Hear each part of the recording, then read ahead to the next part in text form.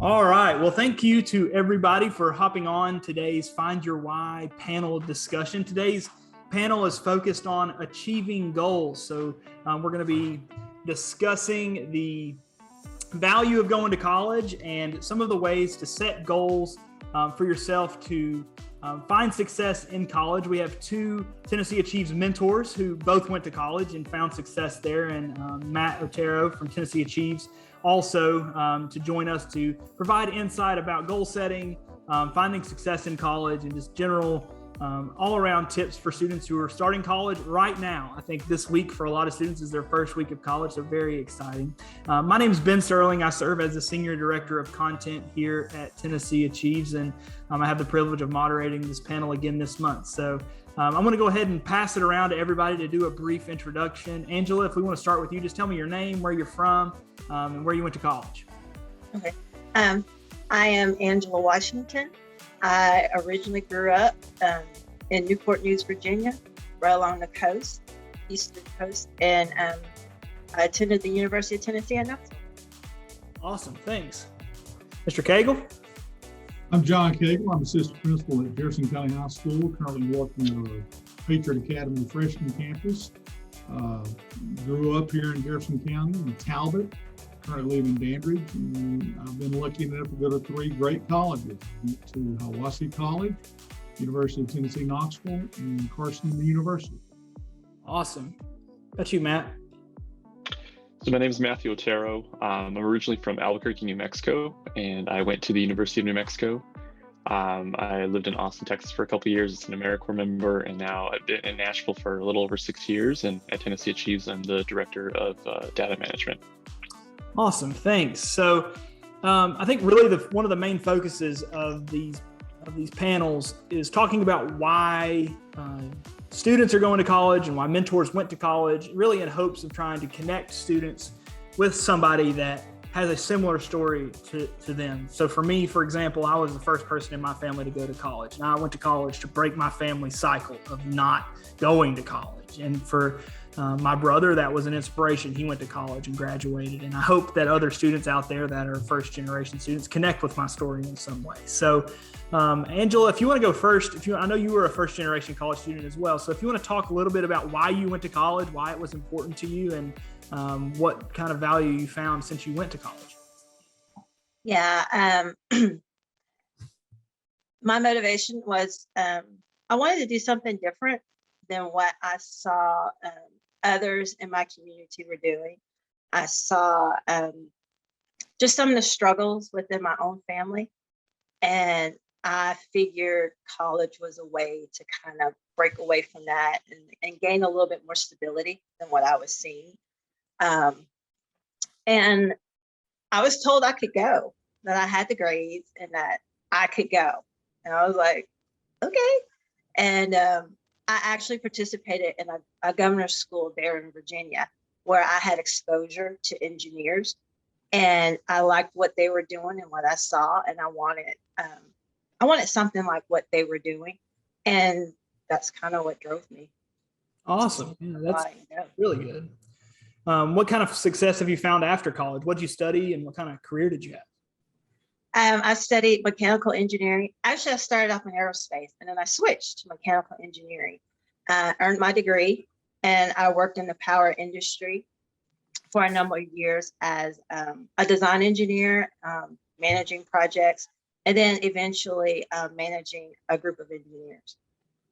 That's awesome. That's really good. I think that is inspirational for sure. What about you, Mr. Cagle? Well, I was the first one in my family to go to college as well, just like you and Angela. It was always preached to me that I needed college, that I needed to go to college, and so that was a goal. My problem was I didn't have goals for college. I was just going to college, and that was always presented as kind of the end game, and I didn't think about what I was going to college for. So I went to a small junior college, Hiwassee College, and through the caring nature of the faculty and staff, I made it for my first 2 years. But without the goals, I struggled when I transferred to the University of Tennessee Knoxville, and consequently left after 2 years there without a degree, and worked in several different fields, before my wife and my family urged me to go back, and I decided to have a goal then. I'd always loved working with kids, and so I went back to University of Tennessee in Knoxville, majoring in business and marketing education. Got my degree in a year and a half, and I've been stupidly happy ever since. I've got the best job in the world.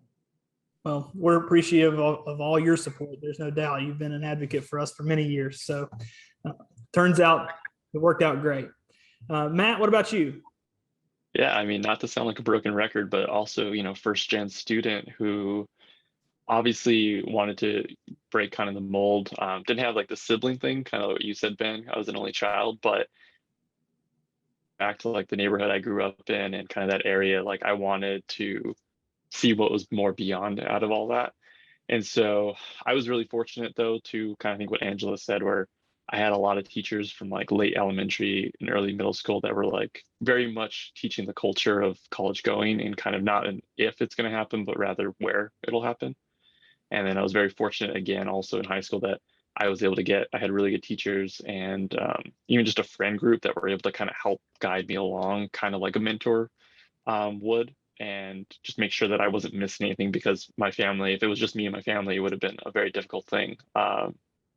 But yeah, goal wise though, college, I think I always did fairly well and did well, but I probably was like John, where I didn't necessarily always have a super great plan when it came to goals or executing them well.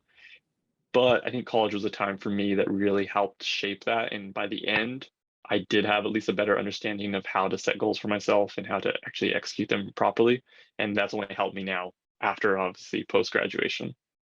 It's interesting that you both said that. I feel this kind of the same way. When I started college, it was very much like, I don't even really understand why I'm here. I'm just here taking classes, and I know that at the end of the day, I'm supposed to finish and get a degree, but I don't even really understand what I'm doing here. And as the time progressed, it became more and more clear of what a job looked like and what the purpose of college was. And I would argue for me, Tennessee Achieves brought a lot of that into perspective for me. And I think that's one of the roles that Tennessee Achieves plays today in a lot of our students' lives, is that it puts a lot of purpose to college. And I think that's one of the reasons why Find Your Why has really been a success over the last 6 months. So let's talk a little bit about goal setting. Matt, I'm going to start with you.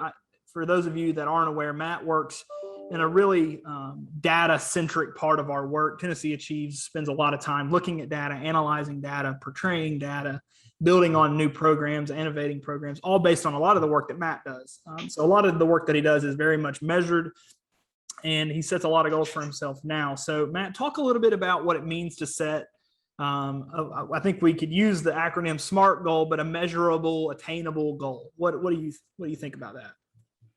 Yeah, definitely in my role, as in the time that I've been here with Tennessee Achieves, it's really critical to look at kind of the way SMART goals works, because you want to make sure that you're doing something, accurately, that's doing something that's obviously relevant to whatever the mission or whatever the challenge may be, and also something that can be like achievable. And so just in my workplace on a day-to-day, I'm always communicating with other people to kind of figure out what needs to be done. And then from that kind of starts to help shape the goal that I'm going to be working towards. And then I usually like to give myself a lot of kind of broken up by day or by hour sort of achievable goals, that way something that seems really far-fetched and farther away isn't so kind of doomsday for me. Instead, it's like, okay, I can check this little thing off, check that off. And that's very much a culture thing that I feel like I've learned at Tennessee Achieves, of kind of nibbling at something and breaking it away little by little. And then eventually you get to that goal where you can start seeing, okay, well, this is a measurable thing that I've accomplished or that we've achieved. And, it was done in a certain amount of time and it's accomplished a certain sort of goal. But that was something that I definitely have learned as a bit compared to when I was younger or just right out of college. Yeah, I think that relates a lot to the college going process for a student. You've got this audacious goal of graduating from college. I think the best way to get there is to set intermittent goals for yourself as you go, whether that's for 1 week, to your point, every day, mid-semester, by semester, and by year. John, do you want to talk a little bit about some of those goals that students could actually be setting for themselves, particularly this first semester as they're starting college for the first time, or for a student who's a senior and is applying for Tennessee Promise right now? What are some of those goals they could be setting in this time?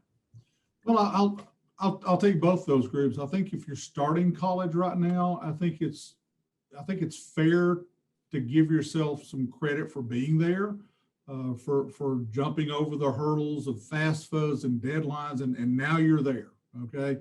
But like a lot of us have mentioned, the big question is what's next. So as Matt said, I think a great strategy would be to break it down into manageable goals. Like, okay, I'll go to class every day. Okay, if you can go to class every day, get in those habits, that very much mirrors the world of work, those expectations, to stay focused on showing up every day and doing what you're supposed to do. The rest of it kind of in college will reveal itself. For example, when I went to college, I found out that I was in a major I didn't like. And so that's where the mentors, the people on your campus can help you explore other majors. I didn't have a mentor. I was the first one to go in my college. So I stayed in a bad major, and that was one reason I didn't finish on time. So if you go to class and you're finding out, hey, I really like this, you can pursue that. If you find out you don't, then great, change your major, but stay where you're at. If you're a senior, you should be visiting colleges right now, looking at things that you want in a post-secondary school. But more importantly, be thinking about the end game. Why are you going to post-secondary? What do you want to do? A four-year university is not for everybody. Remember, the college you want to go to is the Tennessee College of Applied Technology and be a welder, which is fantastic. You'll make great money, but think about what your end game is. Any trip you make in life, you need to know where you're going before you decide how to get there. So if you're a senior, be thinking about your end game, and then let that be your roadmap. I think that's great. Angela, you've got two students in college that are your children, and you also serve as a Tennessee Achieves mentor. So what advice do you have for students from your perspective? What are some of the things that students should be thinking about as far as goal setting, whether that's for those that are in college now or those that are currently thinking about making that step? I'll pretty much like what others have said. First is really thinking about what is it that you really want?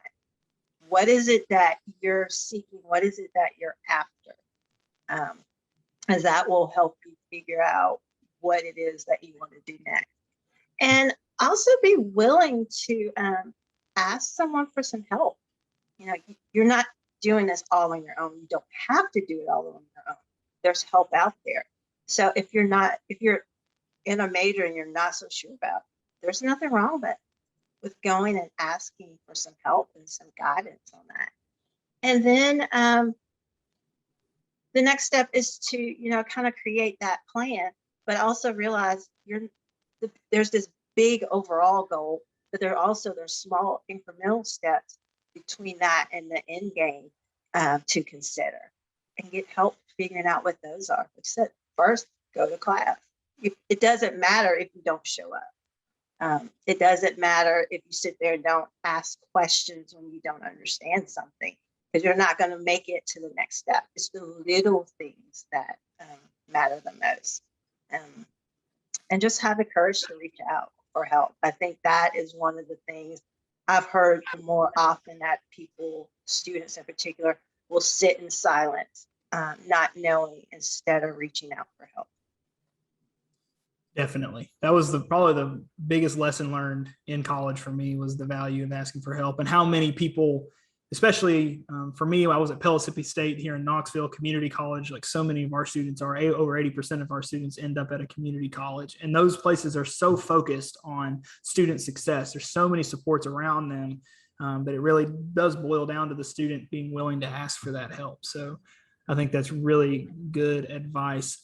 I know that both Angela and John both have served as Tennessee Achieves mentors. John has done so for many years. Angela, not quite as long, but I think both of you probably could provide some really good perspective for Tennessee Achieves mentors at this kind of critical point in their mentoring experience, where your students have navigated the summer, they're starting college, you're still trying to sort of keep those relationships moving along. John, talk a little bit about some tips that you would give to a Tennessee Achieves mentor who at this point may still be having a hard time getting students to connect with them.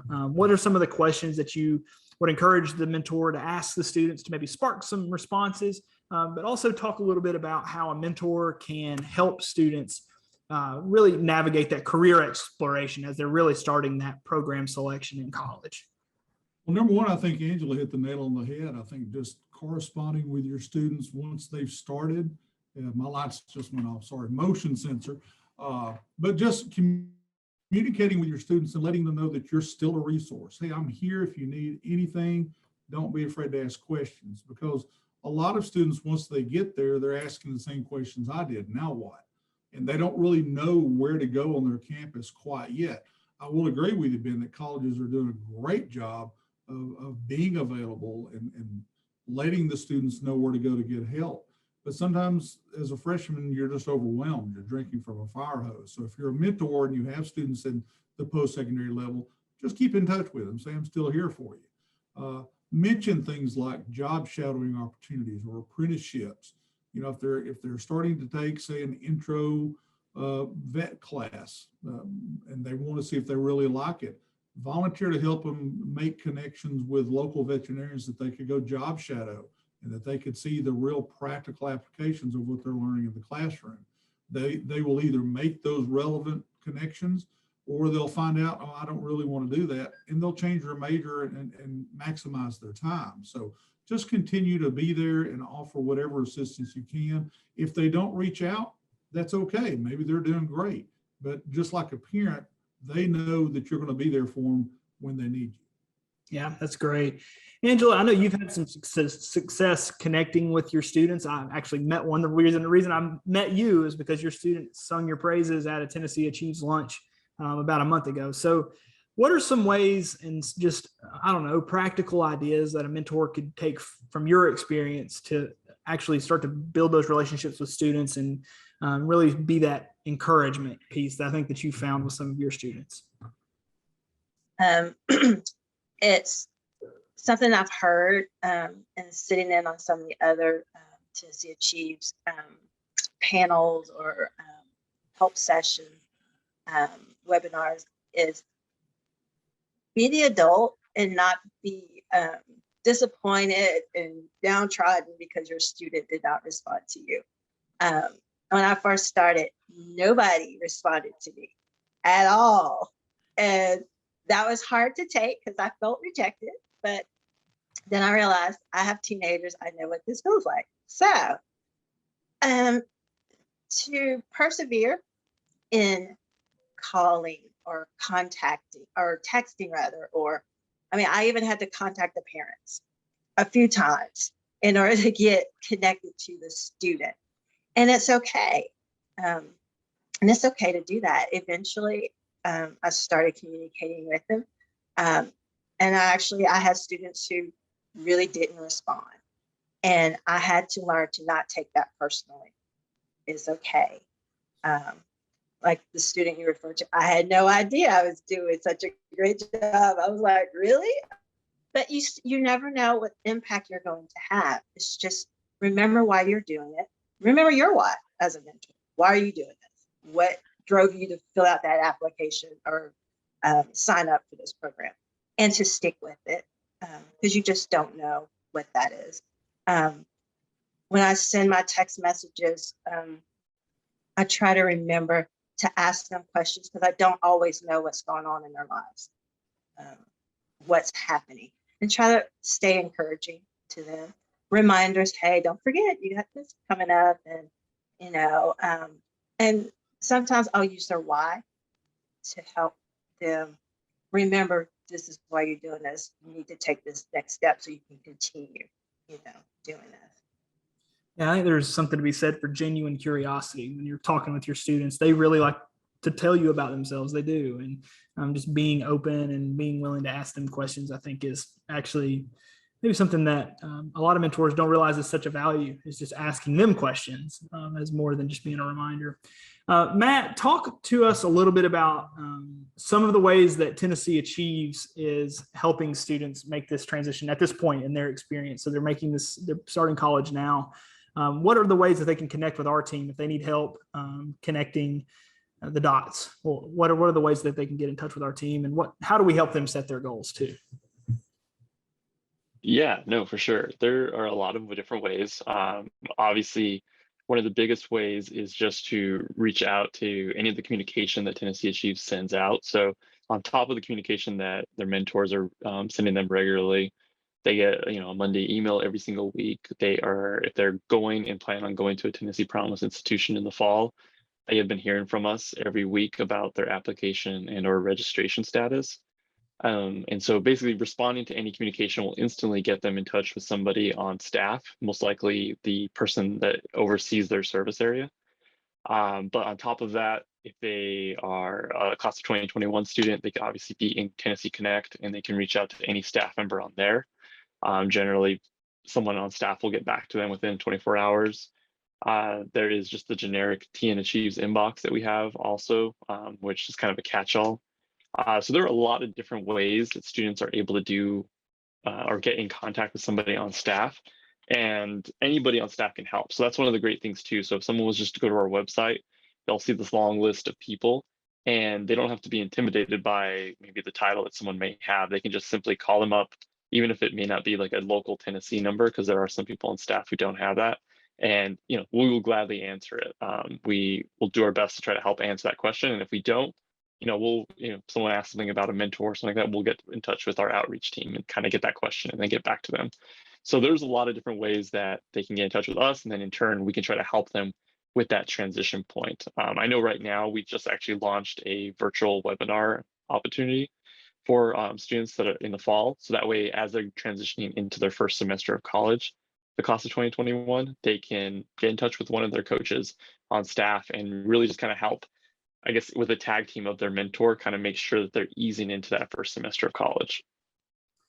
Yeah, I think that's something that students should take advantage of. There's just wraparound services from every angle, whether that's a mentor, Tennessee Achieves staff, and just our regular communication. I would argue that students should just be checking those weekly emails from Tennessee Achieves, because we're making sure that every step of the way you've got a reminder and a little piece of information that's going to make that process just a little bit easier.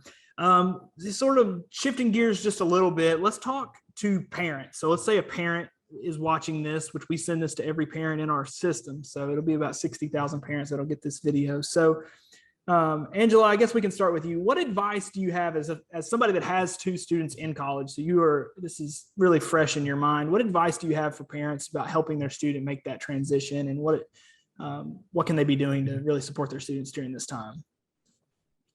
I think the greatest help is to let your student know that you're on their side, that you are there to support them in whatever the goal is that they are reaching for, and to be behind them and to be that encourager.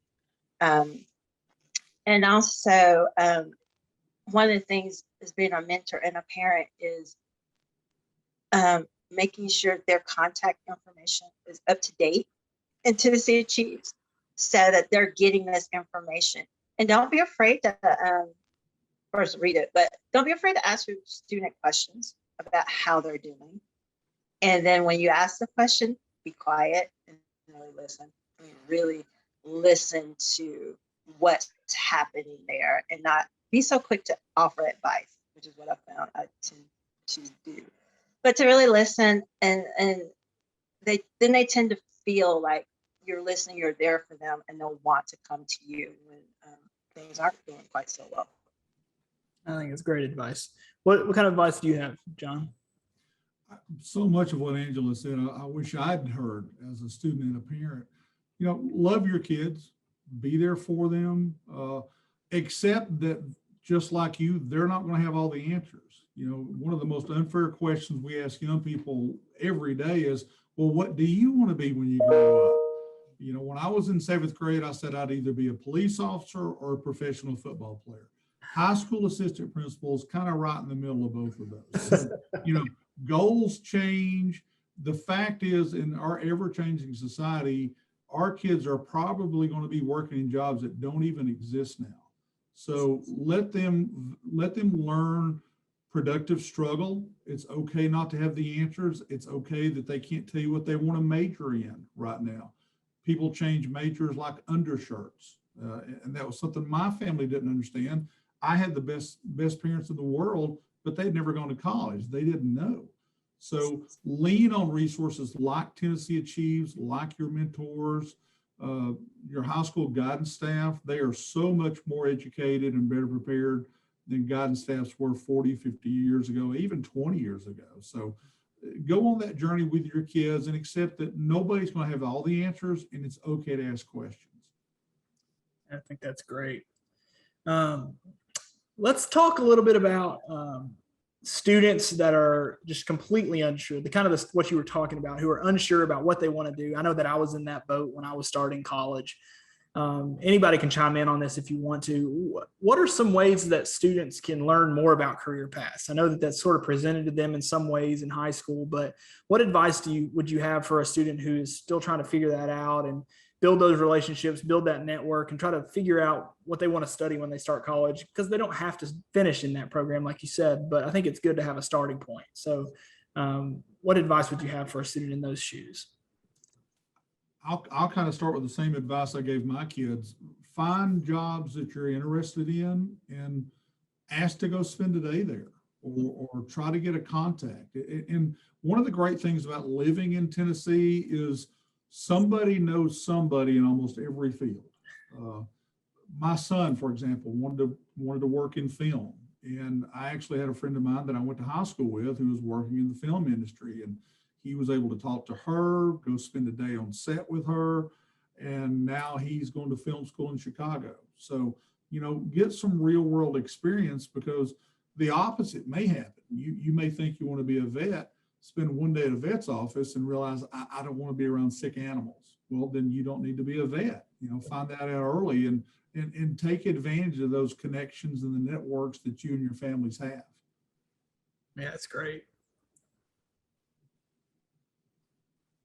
Yeah, I think it kind of relays back also, Ben, to what I think Angela had said earlier about just like asking for help, and obviously not asking for help in that sort of way, but just like not being afraid to just reach out to somebody. So if there is something that you're really interested in, and maybe you don't happen to have that instant connection of somebody that you do know that knows somebody, like it doesn't hurt to just, call somewhere up or email somewhere up and let them know that you're interested, or that you maybe know kind of the mission of that company or of that sort of occupation. And worst case that's going to happen is they may say they don't have that opportunity available to you right now, but they may then end up knowing somebody that does do that, and so then they can point you in that direction. And it's kind of like that you miss every shot you don't take sort of thing. The worst thing that can happen is they just say they don't have that opportunity for you, but at least you kind of start seeking it out.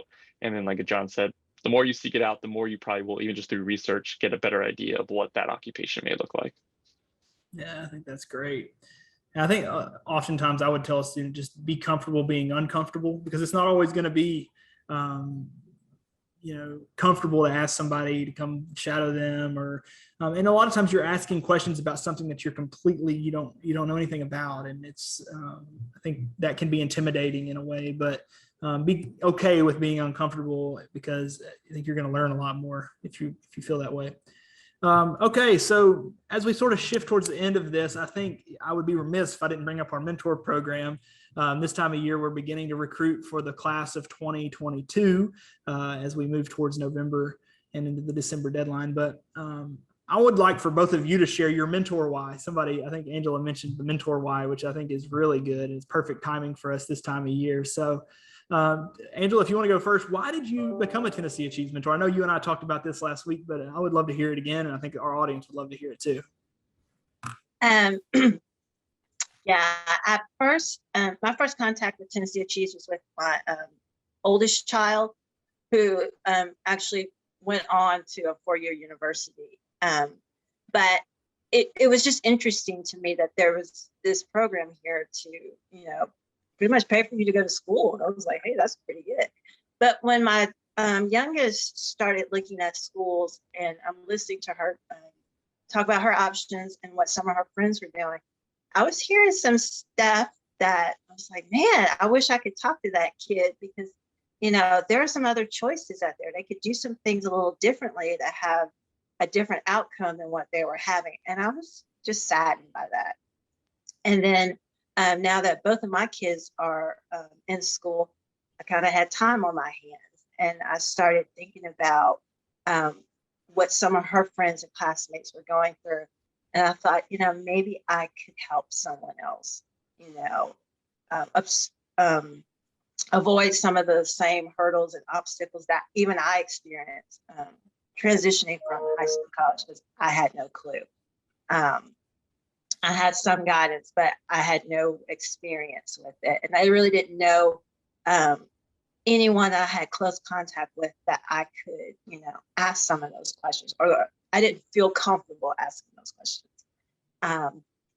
And I was hoping to make a difference for someone else, to make their path a little smoother than what mine was.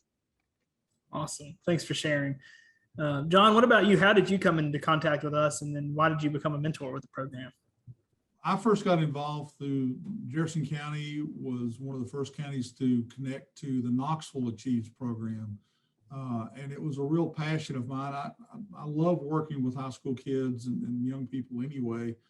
But when I first heard about the program, especially the mentor aspect, it really struck a nerve with me. My mother has said over and over and over again how she wished she had said some kind of program like this when she graduated in '61. My mother didn't get the opportunity to go to college, even though she graduated third in her class.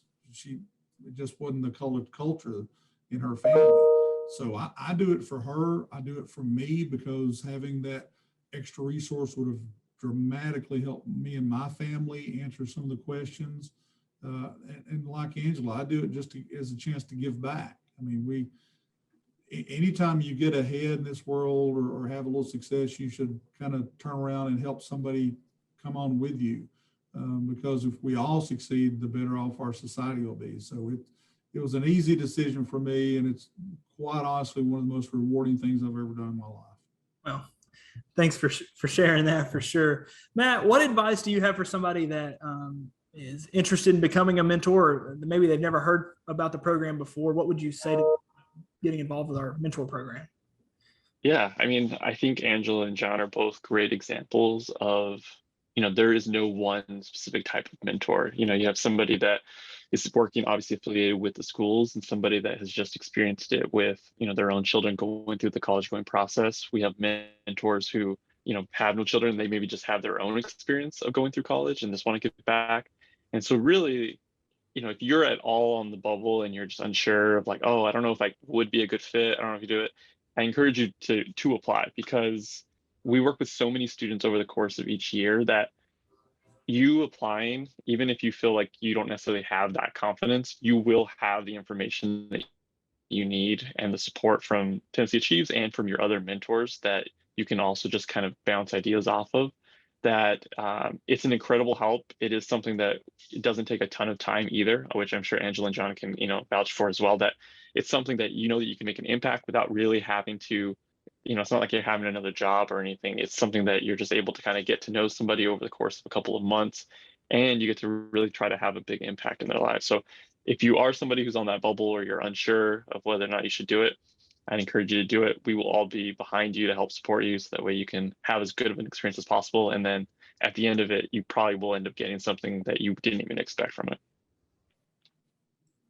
Awesome. Thanks, Matt. So Angela, you actually alluded to that when I talked to you last week about how you've actually learned things from the program too. So, or from your students as a mentor. So talk to us a little bit about, so if you were to give advice to somebody, why would you encourage them to do it? And what would you tell them about your experience? Do it because, it's a great program. As I remind my students when they're like this close to missing a deadline, it's like, I don't know anyone who will pay you to go to school. Most people, that is not their experience. It's a great opportunity, and it's worth your time and effort to do it.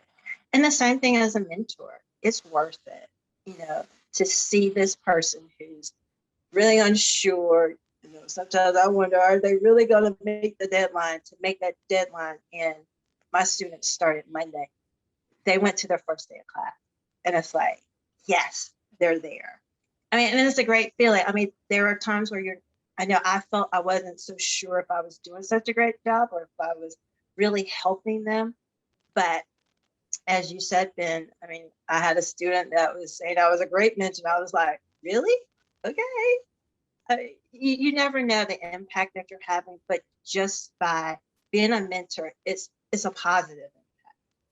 just signing up and making that phone call, making that connection, helping them through the steps. It's still worth it, whether they say something or not. It's still worth it.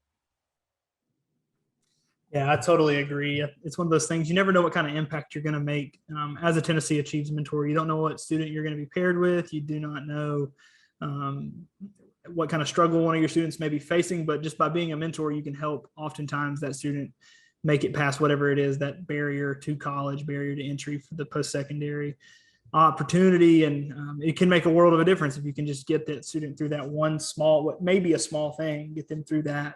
It makes a huge difference. So as we wrap it up, anybody want to share some final advice that you would have for students that are starting college this fall? I know it can be intimidating or scary, especially for those that this is their first semester. Even I think for last year's class, many of them weren't on campus at all last year. So this would be oftentimes for them the first time stepping on a college campus as well. So you want to kick us off, John, just some general advice?